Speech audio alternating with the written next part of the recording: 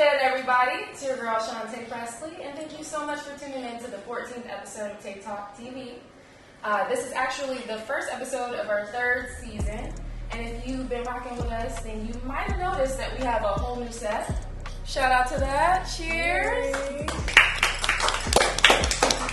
Today with me, I have some very special guests. I have a familiar face, and I have two beautiful new faces. And I'll introduce our newbies first. I'll start with Loris, who is an actress. She's a food content creator, and she's the founder of LA Life. Hi. We have Ireign, who is a rapper and actress, aka a raptress, and she's an overall entertainer. Last but not least, we have my boy, Marc Mo, who is an actor, a writer, a fitness trainer, and a part-time rapper. What's up, guys? I want to start with first just talking about Jada and Will Smith. So they've been in the news a lot lately, and not for the best reasons, although they have like their own projects that they're working on. You know, Jada has TaeTalk, and Will, he's working on his own like YouTube series. He actually has a couple of different projects, but as of lately, the focus has definitely been on their relationship. Jada has just been talking a lot about their intimate life and just like kind of airing it all out. I find it just very interesting how like this beta male, alpha female dynamic is kind of becoming a little more common. And we're seeing it with their relationship because you have Will, who's kind of like perceived as this nice guy. You know, he's a great dad, he's a great husband, at least what it seems. We don't know these people, we don't know their actual lives, we only know what we see, but just, I guess based on Jada's behavior, people are saying it's more masculine or more dominant, and Will is kind of more of like, you know, the submissive, I guess, person in the relationship, which isn't what we saw growing up. You know, we kind of grew up with the male being the alpha male, the female taking care of the household, you know, taking care of the kids, and, you know, for the most part being, I wouldn't say obedient, but like more submissive. So I want to know what you guys think of just, not so much Will and Jada's relationship, but just the whole alpha female, beta male, like, dynamic. What are your thoughts on that?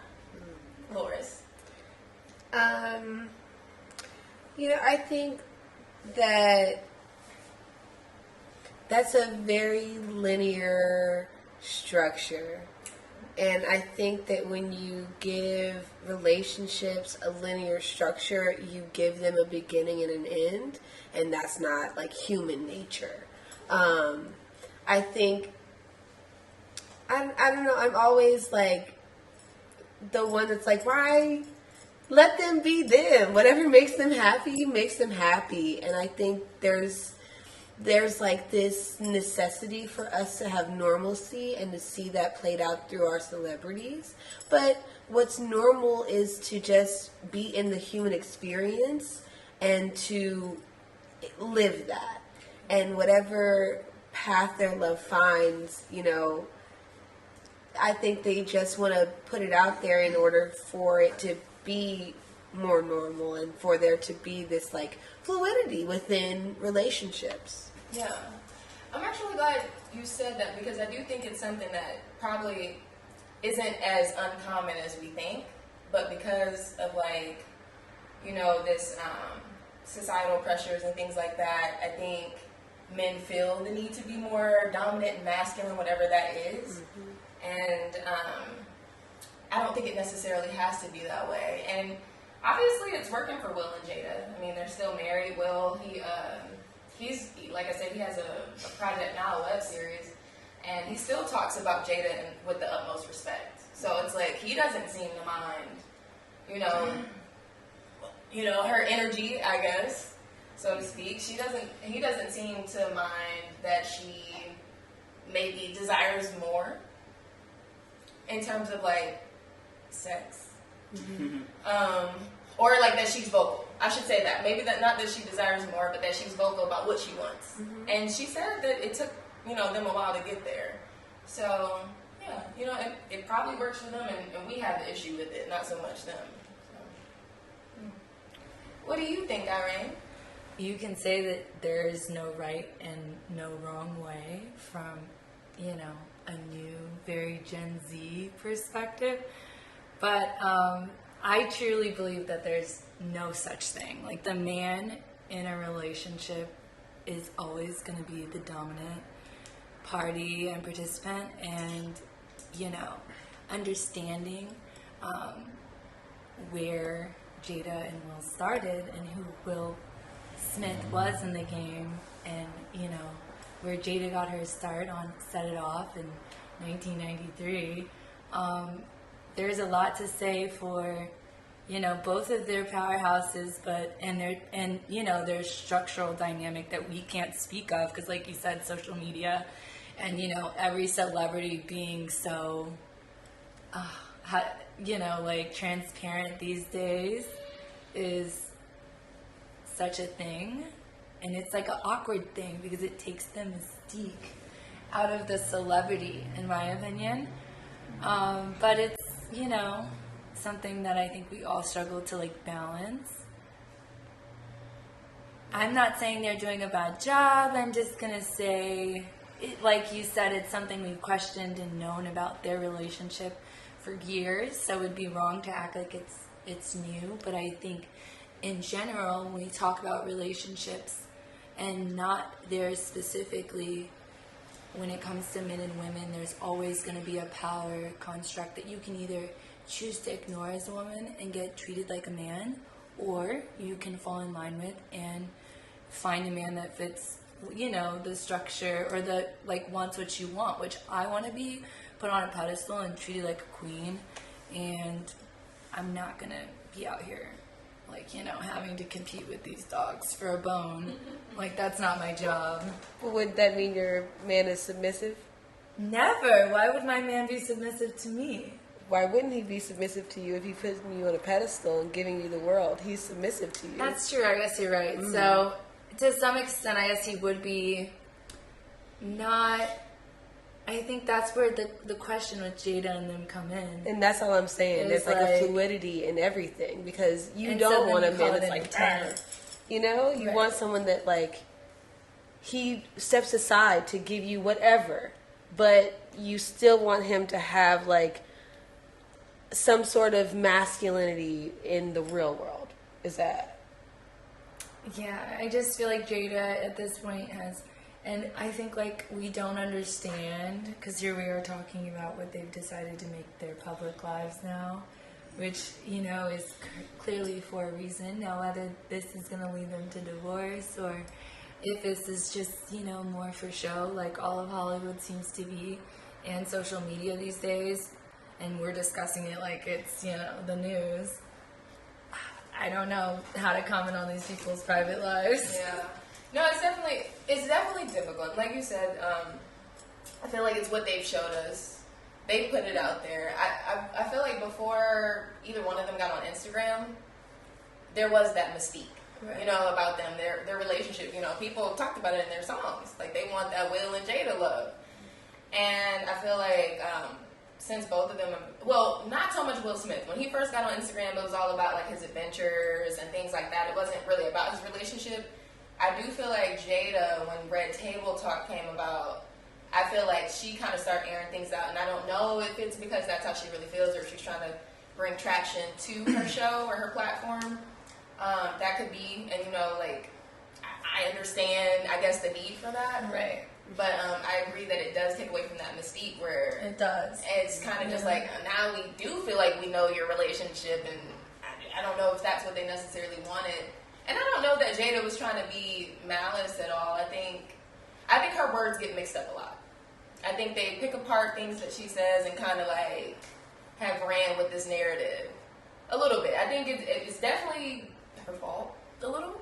I think she just talks too openly about their... She's now wearing the pants in their relationship at this point, and she's always had, like, pretty big dick. We just didn't know, I feel like. I mean, I've honestly ran into Jada.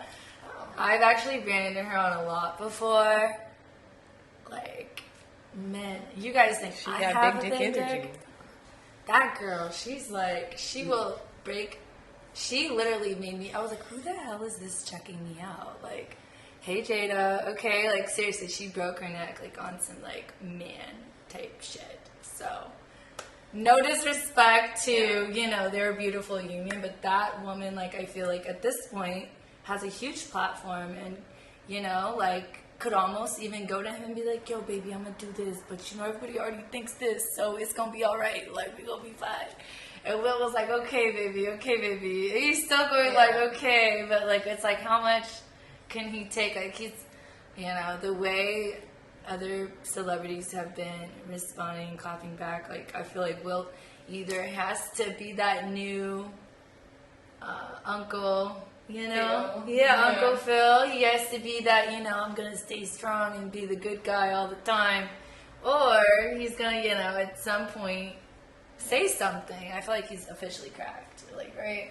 Yeah, you got Future hitting or talking about he want to hang with Jada instead of Will, insinuating something further. You do kind of want to see Will defend his woman. You kind of want to see him like not stand for this and kind of like assert his dominance or his, like, I guess, masculinity, but that doesn't seem to be who he is. I also say sometimes I think they're kind of playing into it. Maybe they do talk about it because he also has a book out right now that he's on a press tour, promoting. He's in a new movie where he plays Serena Williams and Venus's dad. Mm-hmm. So it's kind of like there's a lot going on, and I don't think it's coincidental that all this information is coming out now. But I do think it does paint a picture, and it does paint Jada as this dominant, like, not polarizing, but very, like, strong woman. She's a powerhouse. Yeah. Literally. Yeah. Mark, what do you think? As our only male on the panel today. So what I think about, like, the overall, like, relationship is, there have to be balance between the male and the female in the relationship. Whether that's masculinity or not, it just has to be some type of balance.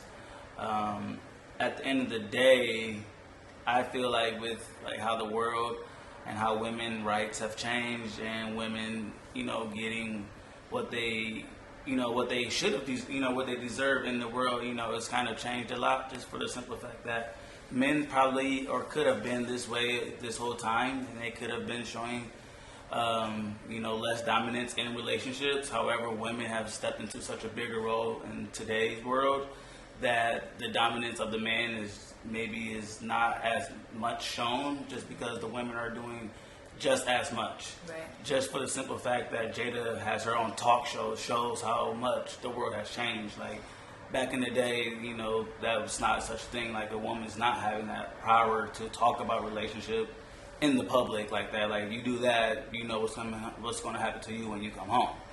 So, like, that's how that was back then.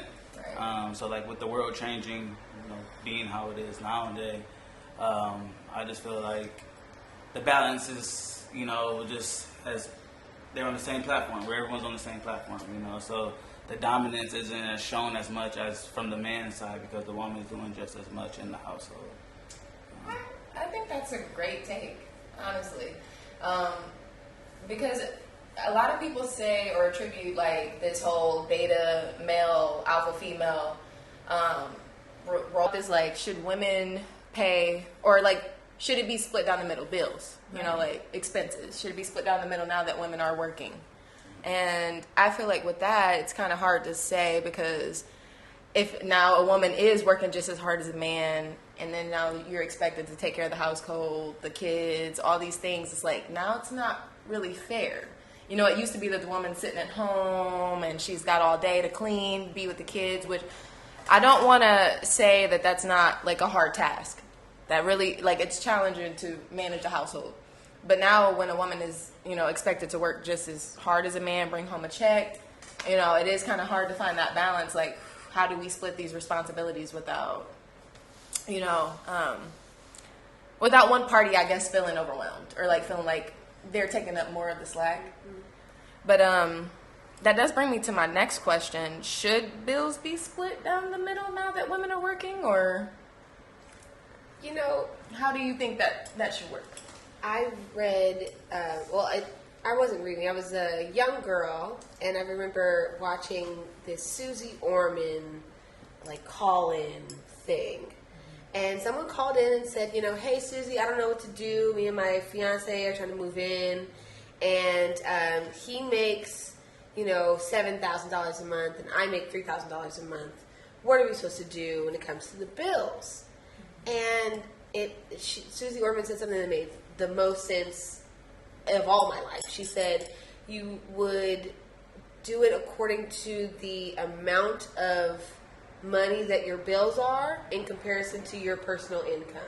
So if I, as a woman, were to make more than my partner, then my portion of the bills would be more.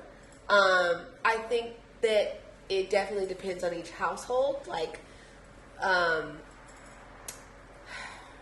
I think if you are in a position where, you're definitely out making your partner, you should pay the bills. You should pay the majority of the bills, no matter man or woman. Like, you the one making the money. So why it doesn't make any sense for you to ask the person not making as much money in the relationship to bear the brunt of so many things, but to just say all things should be an even split, I don't think fits either. Okay. Yeah. Wow. Yeah, she's got like the most Gemini answer ever. And it's so funny because I say that and like I'm the total opposite. I'm like, absolutely not. Women should not pay your rent. It's your rent. You want me there, not the other way around. Like, if it's one thing to be able to say that you couldn't afford to pay your own rent, but like you like decide to go half with a man or like live with a dude, I don't know. I just feel like you should ease my burden and just pay all of our rent. It makes the most sense. Like, honestly, I really believe in like the natural structure of like relationship dynamics. Like, I've had a lot of men straight up tell me like they don't care what you make. They don't. It's irrelevant to them. Like, because they're the breadwinners, right? Like, they're the ones that like bring home like all the bacon, and like that's how it's supposed to be. Like, so I mean, that's just my perspective. I feel like if you were a big dog, ladies, if you were, making a lot of money, realistically, like, yeah, you could try and say, yeah, I would do this and I would pay all of our bills, until you actually get in that position and realize what kind of man that is. Like, how long would you deal with that for? Like, I mean, my godparents were perfect examples of this, where my godfather worked at Searson. He was an airplane mechanic, and he made like $80,000. My godmother was a VP for State Farm. She made six figures, like she was breadwinner of breadwinners of breadwinners. Like, that bitch could go anywhere and pay anything and do it. Like, she was amazing. But the way in which she was in the household, we would never know that. Because she gave my godfather the utmost respect, regardless of what he made, because it was about love. It was really like a testament to like, it is possible if you have balance, if you are willing to go beyond like what society is telling you is right or wrong. Like, it has to be your relationship, not the world's relationship. It's you and that person, and that's all that should matter, and everything else falls to the wayside when you find that balance. I honestly love both of you guys' opinions. I'm like, wow, I don't know which one I really like, I side with, but I will say that I do feel like with allowing someone to pay all of the bills, if we're 100% or more, it kind of gives them more power. And I feel like, for me, I feel like, I know oftentimes when the man is making more, or he's like fully supporting the woman, that usually comes with some things, some sacrifices, which may be faithfulness or like attention in general. 100%. It definitely, I think, comes sometimes with. I agree. Yeah, and I don't know if that's always worth it, but every situation is unique. Every relationship is different, and I think it's about like what you guys decide works best for you. But Marc, what do you think? So I agree. Who's bringing in the most money? You know, it's a balance. First off, once again, it's a balance.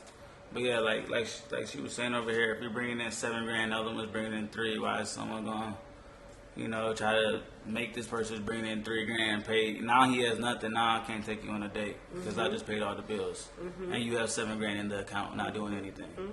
So like now we're looking silly. So now we're going on a date, and I'm gonna ask you to pay. So that's how I look at it from that perspective. It's definitely love. I also have a situation. I actually have an aunt and an uncle out here. My uncle makes probably 80 to 100 grand, but his wife makes 200 to 300 grand, and she's cleaned up. She sleeps with money, and you would never know that the way that household is ran. Like my uncle pretty much is the head of the household. He is the head of the household, and you know that's how the household is ran, and it's one of the most beautiful, one of the most iconic relationships I've ever even seen. You know, from what I've seen, you know, what I know about that relationship, you know, is like the most beautiful relationship I've ever seen. You know, so money comes and goes. I always say money comes and goes. So like, there's plenty of celebrities out there. Nicki Minaj, you know, dates nobody, like married to not nobody, but someone obviously he doesn't have as much money as her. Right. I'm sure she's not saying, baby, I need you to pay our $1 million bill that, you know, how am I about to pay this rent? What do you mean? We live in this house so it's a partnership. If you love somebody, you're going to figure out how to make it work with that partner instead of trying to sweat them for money, which comes and goes, which, you know, money doesn't make a relationship at all. You know, it can hurt a relationship at the end of the day. People who has nothing have fantastic lives.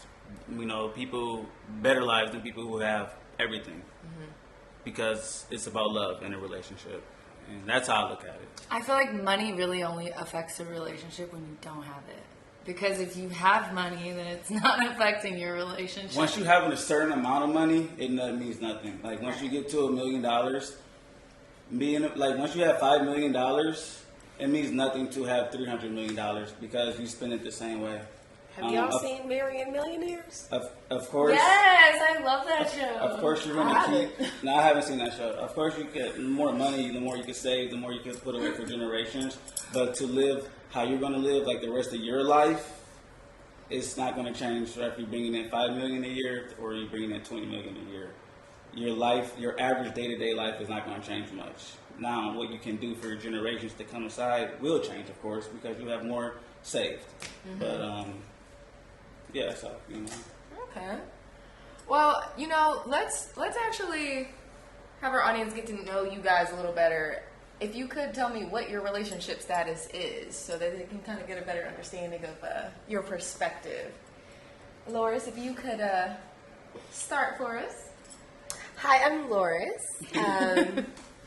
I'm 32 years old. I like long walks on the beach. I like really fine wine. I'm poly. I have 3 actual boyfriends and 2 dates only boyfriends, and then I got 3 or 4 dudes in the wings trying to get on the team. What? Oh yeah, girl. Hello. What a gem. Okay. Yes. I just find it's not for everyone. Polyamory is not. I'm fucking because I just want to be out there getting down. Absolutely not. I have full-blown relationships with these men. And yeah, they know about each other. They meet each other.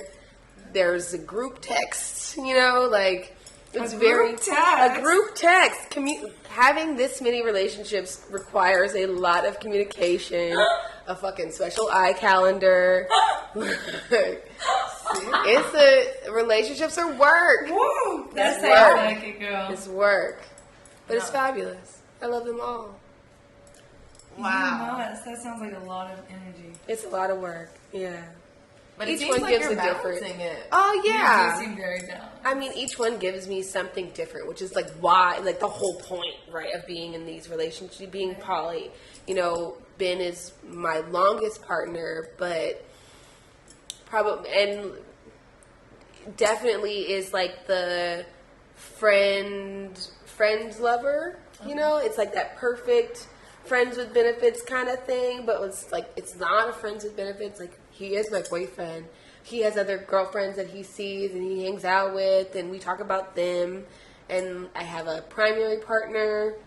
Sounds like my best friend, though. Oh yeah, it's fantastic. Yeah. Yeah, and then David is like it's a very cerebral, like weirdly spiritual connection that we have. So each one really is serves a different purpose and function. Got you. If you were to break up with any of them, like, do you need to communicate that to the rest of your partners? I totally would. Like, they would be like, "Oh no, what happened? Like, why?" It wouldn't. No one's. Yeah, that's the thing. Like, no one's jealous. Like, jealousy is the antithesis to everything that goes on. So there has to be a lot of like open, honest, vulnerable communication in order to make anything work, because I can't tell Ben, "Oh, I'm going to go hang out with Jonah," and then not be able to hear Ben tell me he's going to go hang out with Jen or whomever. Mm-hmm. Yeah. Wow. I have so many questions for you. Ireign, what is your status? So I guess you could say I'm single and semi-ready to mingle, so. Nice. What about you, Marc? What's up, guys? Yeah, so I'm in a relationship, actually, so it's a great one. Nice. Yeah. Nice. And how do you feel like that aligns with your life? Because you're an actor, you're out here in LA, so I just feel like being in a relationship is difficult anyway, but being in a relationship out here, how does that work for you? Like, you guys are saying a lot about timing. It was like good timing, the alignment just happened to be like the perfect alignment for myself, and I believe for my girlfriend as well. So it just happened to work out. Nice. You guys both mentioned relationships that you guys saw growing up, or that you have with loved ones. How do you feel like the relationships that you saw growing up affect your current status? I mean, start with you, Lois. The first 18 months of your life, you are actually developing attachment styles through your parents. Everyone does. So the relationships that you have growing up inform everything about who you are. They tell you what's safe and what's not safe. They tell you, what to think is right and what to think is wrong. They really inform who you are at such a young age. It becomes impressionable it could be for generations. There are some things that are passed down to you that are rooted in your great grandparents. You know what I mean? So it really is important to look at the relationships that were had around you and see whether or not you want to continue those relationship patterns or not. Gotcha. I agree, 100%. I would say, for me personally, I saw a whole bunch of toxic relationships growing up. And I would say the first 18 months of my life, I know were a little hectic. Girl. So with that said, I can definitely understand how that kind of ties into how I relate to people, my relationships with people. I 100% agree, honestly. Yeah, I think that definitely speaks to my current relationship, as well as just how I deal with people. So yeah, it wasn't actually until one of my partners was like, "You should go on attachmentproject.org," and I suggest everybody do this. It's a little quick quiz that'll tell you what your attachment style is. I have one that only 8% of people have. It's a fearful, avoidant attachment style, which basically means that the relationships that I saw growing up were extremely unsafe, to the point where they are harmful, up and down, by the law, they're harmful. Mm-hmm. So it is, and it's really important to find this out, right? Because otherwise, I would continue to go through life with this perspective that I am only going to attract bad things. And it's not just about the relationships that you have with other people, but the relationship that you have with yourself. If you weren't shown, healthy relationships, the one that you tell yourself you have can also have detriment. Yeah, that's a great answer. That's a great answer. What about you, Ireign? So for me, I feel like I saw a lot of powerful females.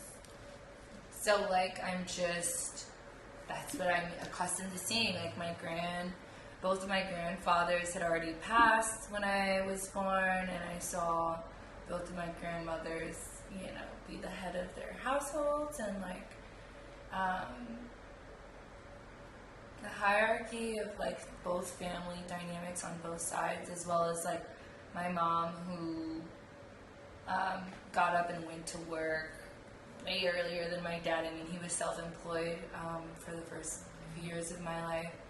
But then she continued to be the breadwinner in our family. So, not that he wasn't a successful like doctor at some point, but yeah, I just saw a lot of powerful females. So even though I come from a really long line of powerful males, I feel like I saw a lot of powerful females. So for me, like the males were powerful and were never really there,